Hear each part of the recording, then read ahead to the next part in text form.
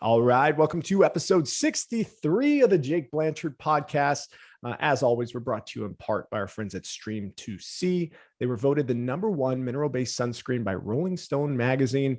They're out there changing the world. They're out there not just to help preserve our rivers, our lakes, and our oceans, but to help that junk that absorbs in your skin, keep that out of your body. Check them out at Stream 2C. That's the number 2, SEA.com. Podcast listeners, use the code JBP at checkout. Get yourself 10% off of your order.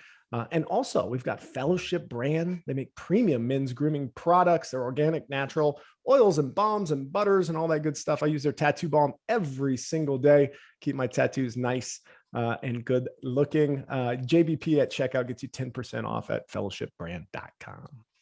My guest today is Josh Cary. He's a business coach, a podcast host, a speaker, a digital media and creative consultant, and most of all, an entrepreneur.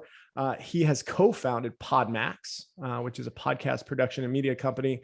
He also hosts his podcast, The Hidden Entrepreneur Show, and On Air Brands Live. Can be found all over the internet. Josh, welcome to the show, man. Jake, it's an absolute pleasure to be here. It's not often that I get to sit in live to a host read ad. For sure, man. Hey, well, good on you. I like spreading out my partners, man. I like the guests to know who listens to the show from an advertising standpoint too. They'd be very proud. Yeah, absolutely. I've talked about it for a while of, doing the ads separately and cutting them in, but I haven't gotten there yet. No, that's too typical. Jake Blanchard is anything but typical, and just get us involved on the host read is just perfect. So let's do it, man. Hey, well, let's anchor in a little bit about you, Josh, man. You are an interesting cat from what I can tell. And I would love to just start in on your story here about where you're from. What's the genesis of Josh? Oh my God. I love all that. An interesting cat, the genesis of Josh. None of this is lost, by the way. Your dialogue, your dialect is appreciated. Well, like you said, I'm known today as the hidden entrepreneur. And that's because I spent 40 years of my life in hiding. I would show up to every situation hiding all that I was capable of doing, who I was capable of being. All of my skill, talent, and ability was pushed down, pushed away, pushed to the side in exchange for desperately seeking the approval of others. And here's where it gets interesting. The other reason was because very early on, I became aware that when somebody brings something to the table of worth and value, other people get triggered. They don't like seeing that kind of thing. They get upset, they get annoyed. It highlights all of their insecurities. And I spent too many times being retaliated against for that. And I never had the strength to stand up or speak up for myself. So I learned, all right, well, don't come out swinging. Don't show anybody what you're capable of. Hide it all away. And I did for decades. That imaginably so, behind closed doors, created a lot of friction, a lot of anger, frustration, confusion within myself, jealousy, right? Because I'm seeing people day in and day out do what I know I'm darn capable of doing, probably in some cases better than they can. Not a good feeling. So I spent all my life doing that until, right? Then the question is, well, how'd you get from there to here? Yeah. Well, I have today, I'm the proudest of father. I have 2 adoring children, an 8-year-old daughter, a 6-year-old son. And one day in the recent past, a handful of years ago, I was playing Candyland with them. And, I'm barely paying attention, but it turns out I won the game. And just timing wise, I sort of just broke down in tears. And my daughter looks at me and she says, "Daddy, why are you crying? You won." And it obviously she had no idea I was crying because it all made sense to me what was happening. This whole time, I was the child in the group, and I was the one who had work to do, not them. So often we want to change everyone and everything out here. Well, if they stopped doing that, well, if they weren't that way, well, if she didn't say this, it all begins inside, right? I'm very aware that our external world is nothing but a reflection of our internal world. And if you want anything to change out there, you must take full, which is what I have done, full personal responsibility to make the change inside first. And that day, that Candyland breakdown of tears where I realized this guy's the child. Yeah. I'm the one who has to change. And I started making appropriate changes. Oh, I love that. I love, this is the first time I've done a podcast where we've started with an epiphany around Candyland.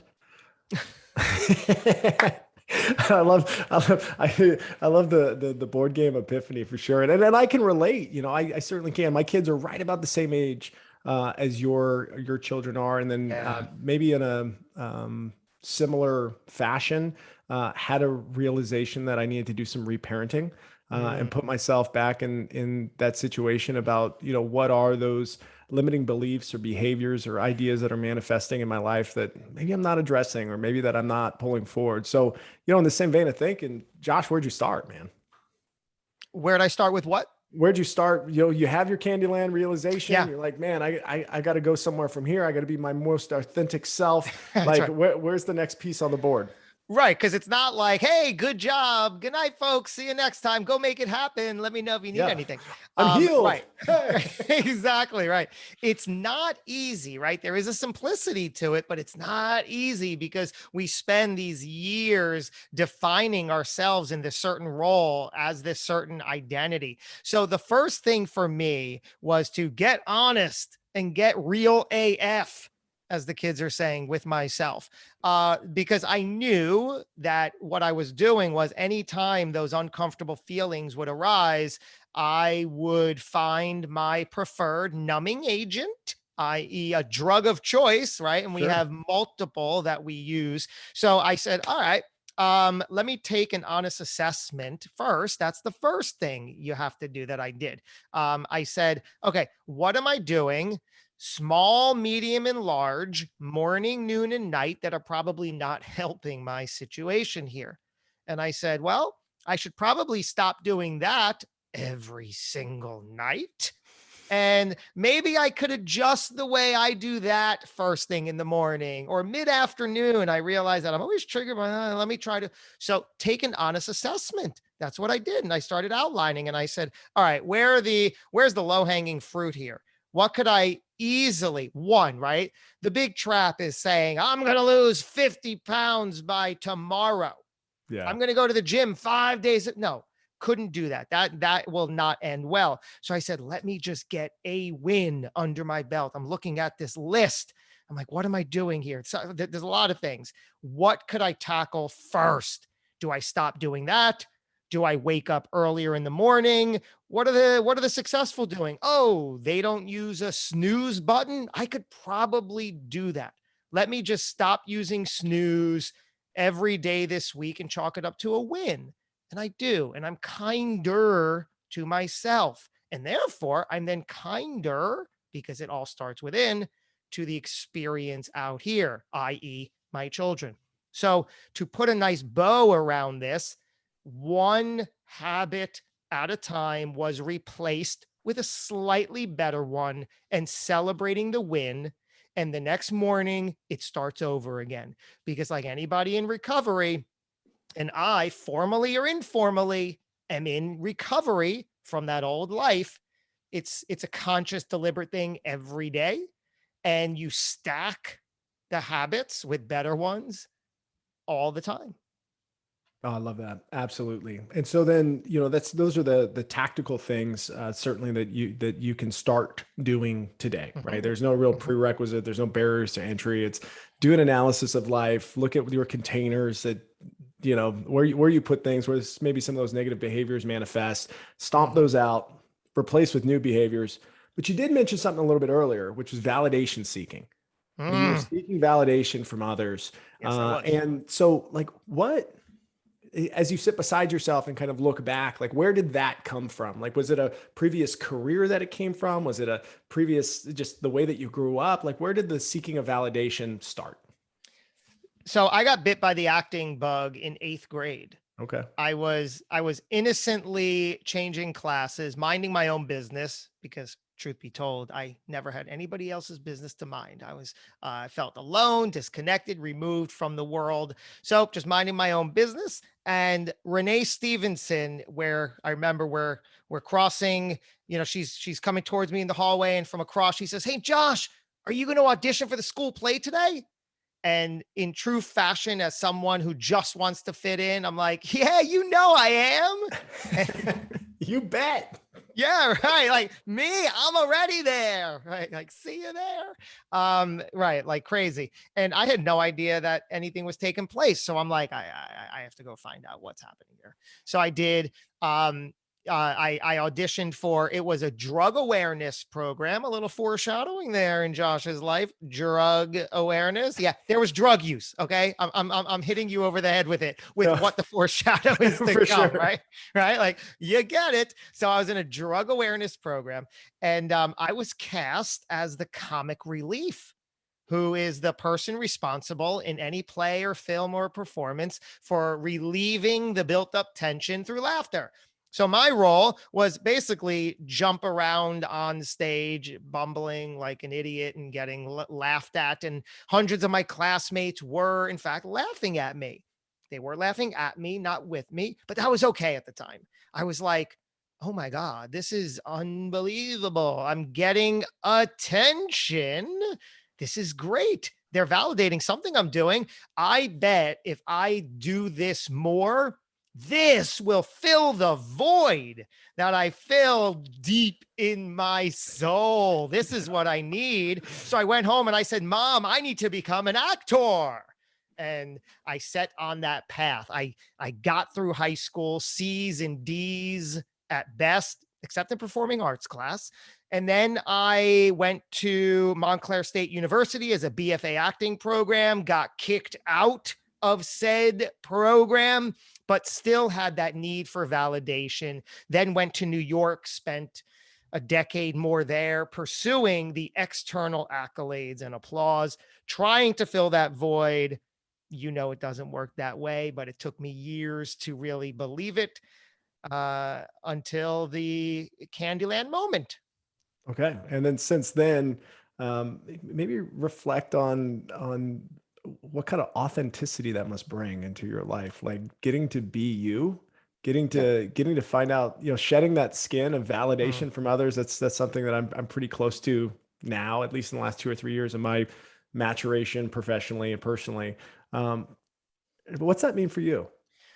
It's crazy because it is tested day in and day out. I don't know if, several more years down the road, I doubt it that it ever ends, but each new day brings a new set of potential circumstances that can really allow you to win and feel great. But those voices in your head are still instinctually saying, "Are you sure? Can you? Are you worth that? Should you be? What if? Maybe not." Right? That's that whole survival instinct and mechanism that we're rewarded with. So there is that. But what I've learned is, the whole idea of courage. It's not acting in the absence of fear. It's acting within the fear and working through that. And so the fear is now used as a gauge, as a barometer. I play a game with myself whenever I'm feel that energy of fear or excitement. I force myself instead of backing down. Now I tell myself, well, now you have to do it. Right. So it's all just training yourself, training your mind, training your actions and your ability towards the goals you want. When you have the reason behind doing it, we don't make a move until the reason to do it is big enough. For me, the children painted that complete picture. If I didn't make the change, they would have grown up with a father who was extremely miserable, angry, frustrated, what have you, who knew better, right? I was a person who was that way in spite of consciously knowing better. It's one thing to live on my own and for myself prior to children and still treat myself that way. But they gave me the ability, the wake up call, that external visual to say, "No way. Get it, life. Come on. What are you absolutely out of your mind? I couldn't live with myself 20 years down the road if they saw a father like that, became that kind of person. I'm now an empty nester. And then watching them seek that approval, no Yeah. way, no how. So I said, then there'd be nothing I can do. And I couldn't live my life that way, riding that out. But now there's everything I can do. No excuses. It all comes down to personal responsibility. You want the theme for the show? It's that. It's that. Because of our external world, a reflection of our internal world, it's only personal responsibility. We are personally responsible for anything and everything we see, feel, and experience out here, which is great because that means that we can change, we can alter, we can adjust whatever reality we want out here. You got me absolutely fired up right now. I'm woo. I mean, it's true, right? I mean, Yeah. personal accountability. If you're constantly waiting for someone to tell you attaboy on things, you're setting yourself up absolutely for failure, seeking that validation and not owning it every day when you get up. And sometimes it sucks, dude. It just sucks, pushing through it. But I hear your perspective, and that it's been powerful for you. The next thing I want to step into is you've got a unique ecosystem around you of business slash podcast slash PodMax. Like maybe introduce me into the world that's orbiting you right now. Wow. By the way, Jake, you're good at what you do. I know that we spoke briefly that like this isn't even your like main jam. I'm not going to blow it for you because No, it's fine. No, you can't. It's fine. So yeah, you'll totally fine. speak to your audience, right? Because we were talking and I'm like, what do you actually do in and around the show? And you're like, I do all this other crazy fine. Like I'm set, I'm fine, I'm good. And you just use the show to sort of fill in some gaps. Brilliant, by the way. No, you're no schlep, as they say. So Thanks, brother. I appreciate yeah. that, man. And coming from you, that means the world. Oh, I appreciate that. So I'll introduce you to my world as podcasts pertain. I have a keynote talk titled "How Podcasting Saved My Life." And I always preface that with that's not hyperbole, because as we've identified here, we saw 40 plus years of where I was. That couldn't have ended well on any stretch, right? So at that pivotal moment when I said something's got to change, I was running my own digital marketing agency for nearly 10 years at that time.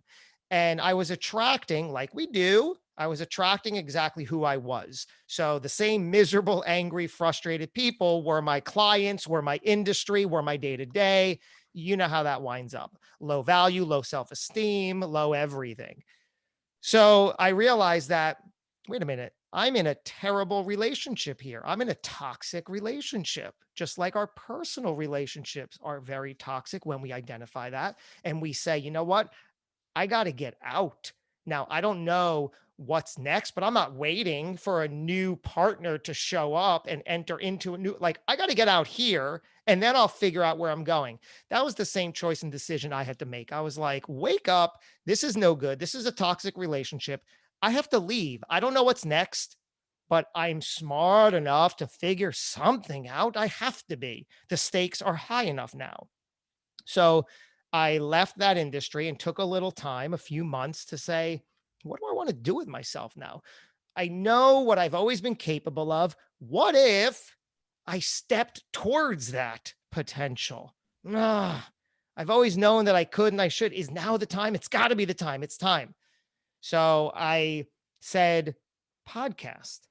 Now, I've interviewed people before. I love talking to people. I love interviewing. I love learning. I love questioning. I'm inquisitive, curious, but I've never really had an official podcast. And I said, there's something about that I'm drawn to, that I feel I could stick with, I could learn through, I could meet people, I could, most importantly, I could probably put myself in front of opportunity. And then because I'm not tied to anything, I can just find a way and go towards my interests based on who I'm talking to, what I'm discovering, start anew through a podcast. And then I created the Hidden Entrepreneur brand and show. And episode 1, 2, 3, I started doing it and loving it. And the guests were responding positively. After a short while, I started hearing things like, you know what? I've been on shows before, and this was the best interview ever. And I'm like, okay, great. Confirmation, validation, fine. But that's only because I felt it first and brought it to the table for them to experience that. And I said, yeah, great. Thanks. I feel that way too. So slowly but surely, what I didn't expect from the podcast space was to instill a sense of confidence, a sense of self-worth, and just this ability to be and to create and to go and to have and to do and to meet. And that's what's been happening since I started my show. I doubled down on creating episodes and learning the ropes and the craft, because everything here is extremely learnable. It's all a learnable skill. I was able to take my 15 years as an actor filmmaker and transfer a lot of the techniques to this, but anybody can learn a lot of this, what's going on, right? How to speak, what to speak, how to sound, what to sound, all of that, completely learnable. And I put in that time and that work, and I just started finding my way and found a voice and a persona through the podcast space that really saved my life. In 2019, I had the ability to record episodes of my show at an event, and I was recording with a guy who, after the episode, he said, you know, I have a podcast studio in New Jersey. We're both from Jersey. Why don't you come out and check it out one day? And I said, that would be great. And we hit it off, and we created PodMax together. And here we are today.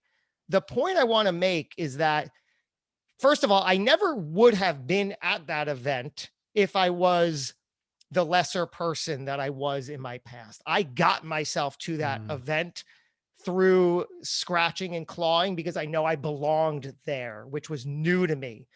And then also, if I was just a meh person and not bringing my best, my co-founding partner, who said, why don't you come out to New Jersey and check out the podcast studio? He never would have been inspired to even say that, because it just would have been whatever. But because I was able to already show up first in the role that I want to and am capable of being, instead of waiting, like you alluded to, we're waiting for external validation and say, which I always wanted, just somebody say, hey, like the movies, you got something, kid. I see something in you. Nobody ever said that to me because they didn't. Yeah. But until I showed up first, people start coming to the table. Then it's a unity. Then those people that I feared would retaliate are literally nowhere to be seen. It's only the people you attract. Absolutely. And then, so, you know, you co-found PodMax together. What was the thesis on which the business was built? So it started originally, we had this live in-person event that we would hold in our New Jersey location. We would bring in entrepreneurs and thought leaders for a day, a one-day event where they would get to record as a guest on multiple top shows in their industry. And we had a dozen or so studios built there, and we would, every hour, the entrepreneur would rotate into a different studio and record as a guest. In between recordings, we had a catered lunch, we had networking built in, we had a keynote speaker. So it was a mix of speed dating for the industry with networking and a conference workshop, all kind of an event. We did that a handful of times, and then 2020 happened. And what happened in 2020? Yeah, exactly. Right. I love it. Exactly. So we're like, whoa, WTF, this is crazy. We're a live events company, which is how we saw ourselves then. We're helping entrepreneurs and thought leaders identify, craft, and deliver their message. And then we get them on the right shows to amplify that message. And we're like, we're live events. This can't really be. And then we said, well, could this work online? Could this work virtually? And we took the best of the in-person event. We created an 8-hour all-day virtual event, which on paper may sound daunting, but the way we do it, we literally get the feedback that it flies by, which is fantastic. And we invite entrepreneurs and thought leaders to come to the day. You record as a guest on multiple shows in that day. You get keynotes, you get networking. It's all built in. So that was the foundation and the structure. Through that, we now offer a whole series of services that support that: one-on-one programs, other group programs, podcast production. Again, to help you identify your story, communicate that story, and deliver that story through the podcast medium. I think the most interesting aspect of what you just brought out was the recognition of the need to time collapse people getting their voice out there, right? I mean, you're in the time collapsing business, which is say it again. What does that mean? Well, I mean, from the standpoint of if you're an entrepreneur and you have a message to get out, I mean, it's constant outreach, right? You're reaching out to people to either get on their show. It's sometimes if it's not the right format or if it's not the right host, it's hard to connect people who really want to work together, especially if you're newer into the space, or maybe you are an established name. And maybe you do have something to put out there, but you're busy in other areas of your life and you'd just like to get some exposure. And so I think what I'm hearing that you've done is really been able to say, okay, hey, let's find the listeners that you're trying to reach with the message that you have and the value that you can bring. But that symbiotic relationship is hard to find. It's hard to build relationships. Here's an ecosystem for you to play in, grow in, experiment in, and eventually reach your audience. And how has that been? Like, what's been the response or the market feedback for creating that experience? Well, I'm sorry. I was just time stamping that because I'm going to want to clip that and then use it for our marketing and promotion. Yeah, go ahead, it's man. absolutely perfect. Yeah, I'll do an ad on it at the beginning of the podcast. You just did. I'm like, okay, he's saying it perfectly. No, I love hearing because we've always had to do it and then figure out what we're doing. So it's always great to get different perspective because we knew that we're bringing a lot of variety to the table. Nobody's really doing at this point that kind of event with those pieces. So I love hearing like what people pick up on. Some pick up on the keynotes and that they're getting in the room with the high level keynotes that we bring and able to rub shoulders and then have relationship with them. But to hear it, honestly, I've never heard it in that way that we're collapsing time. Yeah, it's very, very cool. So it was you asked how it was received. Yeah, how has it been received? What's been the feedback? Phenomenal, right? Yeah. Honestly, it's really great feedback. Now we have a long way to go to really perfect the marketing and the positioning of it, because there are a lot of different components to it. We always have to test what the people value, what problem we're solving, what's the pain point, and we're always adjusting that. One of the things that is you're only really able to get additionally once you experience it is the vibe that makes it fly by in 8 hours. Because on paper, we can sell those benefits and those pain points all day, which are great. But then when so many people say, okay, I really didn't know what to expect, but I didn't expect this, because I host and MC the event, and I'm very in tune with how to shine the light on the individual people during the event that brings them up into the spotlight and allows them to have an experience that some other virtual events really don't give them. So there is a vibe and an energy that just brings this communal, energetic aspect to it that you really have to experience to feel. And for sure. And as the person being interviewed, I imagine they get to put polish on finding the right words for things too.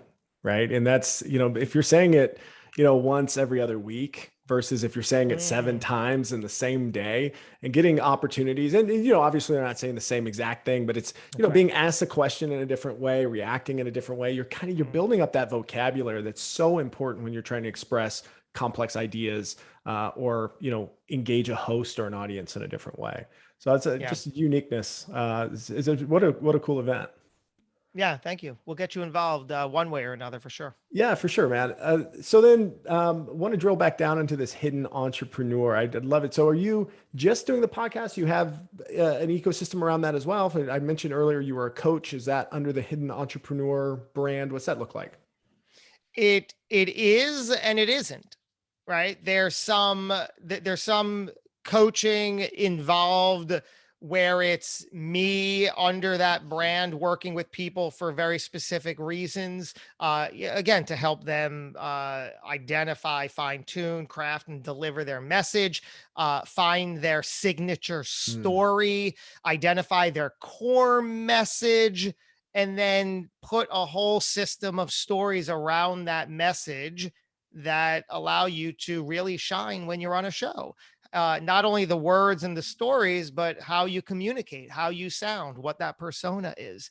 And then we have a whole built in to the event. We have a 90-minute pre-event training where under the PodMax brand is where I bring the ticket holders, the entrepreneurs coming through the event. Before the event, we all gather, we all meet, and we have exercises that allow them to practice and deliver their message. Because what I find is that everybody from the C-suite level down really need help identifying what a good guest spot is and what it entails and how you start your story when the host asks you their version of, so tell us about yourself, which is typically the opening question.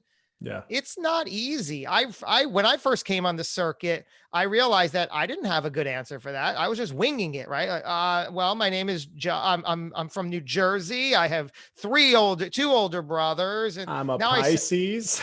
yeah, Like long walks on the literally. beach. Like, yeah. How do you get to what people want to know, or like Right. what's the jumping off point for everything following?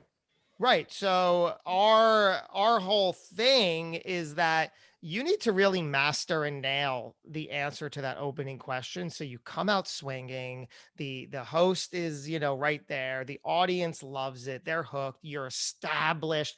But a lot of people don't really know what to say there, and they wind up telling what their business is, who they help, how they help. I'm a Facebook ad strategist.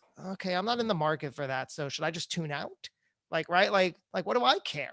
Why do I care? I want to know so much more that we can get to that, but it should never start there. And C-suite level too, I took for granted early on when they came into our ecosystem that like, oh, this will be easy. We'll just give them a little bit of notes and feedback and send them on their, no, they're probably the biggest offenders. And admittedly, so many of them came to us and said, I love this. I'm running an 8 or 9 figure business, but I've never been on a show before. I don't know how to talk about what I do. So we Yeah. help them too. You can't take that for granted. Yeah, I love it. I love it. I love the sentiment around the intro. That's always a difficult thing on a podcast when a guest might paint themselves in a corner as opposed to leave breadcrumbs.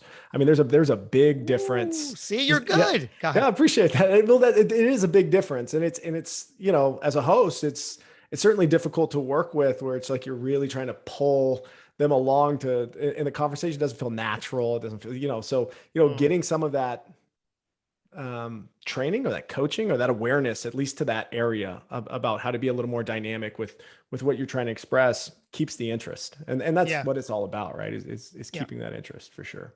And well, at least establishing the interest, right? Before you can keep it, That's true. have to establish it. And what my initial thought when I was on the circuit, myself prior to PodMax, and I'm like, oh my God, that opening question is killing me. What did I do? I took time to write down, to practice the answer, to simple, right? Just do it. I'm like, I want to nail this opening. So and then I just wrote it down and then verbally said it behind closed doors and practiced it. And then was able to understand the power in that. My initial thought was, I'm going to go onto the podcast host circuit and start a mission where hosts don't ask that silly question. And I realized, wait a second, that's not solving anything, Yeah. right? That's not the problem, right? The problem and responsibility is on this side. How do you answer it, right?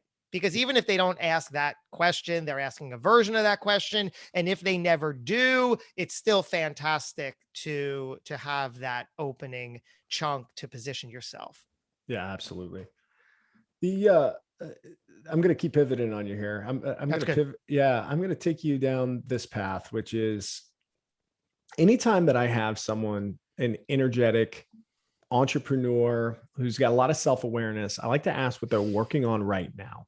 Because there's no doubt in my mind that you're closing a skills gap, or that you're focused on something, or that you're trying to improve in some way, shape, or form. So kind of like, what are you reading? What are you looking at? What are you aware of about yourself right now? And what's that next level for you look like? I'm trying to scare the crap out of myself. That's what I realize I'm doing. It wasn't, I mean, it's deliberate, right? Because that's what I want to do in order. I've become aware that I need to challenge myself in that regard because I spent so long not doing that. So as often as I can push the envelope, then I need to. So I'm working on in real time. I'm working on a project that is pushing my envelope, that is going into my discomfort, my uncomfortable zone. And I think that this is something that every chunk of time you need to, it's like if you're working out, you're gonna reach the limit. Now you got to add more weights. Same exact concept. So I'm at a point in my life, especially since I haven't done it for much of my life, i'm I'm pushing my comfort level to get myself out there to do things, and quote unquote convincing myself through mental games and mindset shifts that this is where I belong. This is what's possible. This is what will work. It's now or never. It's all the right timing and reason. There you go. I love it. And then maybe taking another turn here, going back to the Candyland conversation. You still play Candyland? Oh, of course. They have a variety of games, but Candyland is certainly in rotation. It's so adorable when they bring it out. Yeah, I've never beaten my daughter. My daughter's she's 5, but she is the undisputed. I'm thinking about getting her a title belt just so she can walk around with it, because she beats my wife, she beats me, she beats my son every time we It's play, amazing. even as a family. And I like to chalk it up to the fact it's a game of luck. I Um, thought it was. That's what I was thinking. I'm like, you can't even say, "Oh, I'm not going to beat them this time," because you spin the wheel. yeah, you just spin the wheel, but I don't know. She's very consistent at spinning that wheel correctly. I don't know what it is. So, um, as we're starting to wind down here, I want to get your perspective, or advice, if you will, for folks who are thinking about making their voice heard. I mean, that's you went through that early on in the podcast, talking about how you knew you had something to say, Mhm. and you needed to kind of find an avenue, and certainly you found the consistency and what 216 plus episodes of the Hidden Entrepreneur. How does someone find their voice? Literally by starting to speak, right? Now, it is that simple, right? In order to find it, you have to speak. So it starts with a thought process. Okay, who am I? What might I have to say? And now you have to start saying it, right? It takes time to develop a plethora of things to speak about and to self identify and who you are and what position and what stance and what the identity is.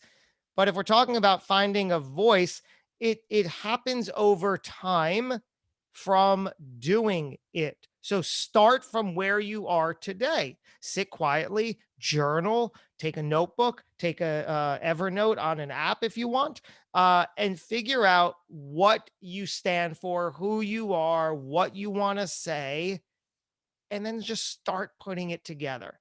And then you literally have to start saying it, right? It could be in the written form, right? That's still your voice. If you start writing posts, writing articles, writing messages, what have you, and then start saying it either on a show, as a host, as a guest, on Facebook Lives, on videos, on Instagram stories. Just start saying it. It's not going to be perfect or complete out of the gate, but you have to start somewhere. And that's where you start. And it's a complete evolution over time. I don't talk about some of the things and some of the stories and the ideas that I had early on, but they were relevant in real time because they helped me evolve to this part, to where I am now. And in 6 months or 6 years, I'm not going to be talking about all of this stuff because I'll have new stuff and different stuff. But you need these launching pads, these points, these benchmarks in order to just get on your path, on your journey. So find your voice, take a notebook, start with where you are, think about with as much as you can without edit, right? You don't want to edit yourself. You don't want to say, oh, that's silly. Maybe it is silly, but you'll only ever know if you get it out, feel it. Don't judge. Don't hear somebody's voice saying that's silly. Get it out, get through it, and then find ways to work through any of those insecurities. We all have them constantly, sometimes daily. Find your way to shift that conversation in your head and work through those insecurities. Take the time to be fair to yourself and figure out what you need to work through them, and then take the personal responsibility to work through them because the end result is possible. I love it. And then as far as things that you have coming up, I mean, you started transitioning the business model PodMax to online. Is there possibility for live events in the future? What are you looking forward to here on the back end of 2021, looking into 2022? There is absolutely the possibility of having live events. Integrating what we do is today what we do is we'll go to other conferences and events and integrate the PodMax experience into their event. So what we plan on doing is in the near future, holding a live event, a big conference and gathering for our people. And then also with the ability to have the PodMax experience within it, where you can record on the shows, you can time collapse. Thank you, Jake. Yeah, of Shout out course. there. So we have that ability, and then we have on the docket the elements in place to build out our network of podcast hosts. Because what we've been fortunate, we're doing our 14th PodMax in about 5 weeks from the time of this recording. We always have them on the calendar. And what we've been lucky enough to have is dozens of hosts who always come back and return because they're getting great value and we have a great relationship with them. So we're building an ecosystem for a slew of professional hosts to play together. And then on the opposite side of that, an ecosystem for entrepreneurs and thought leaders to also play together. Perfect.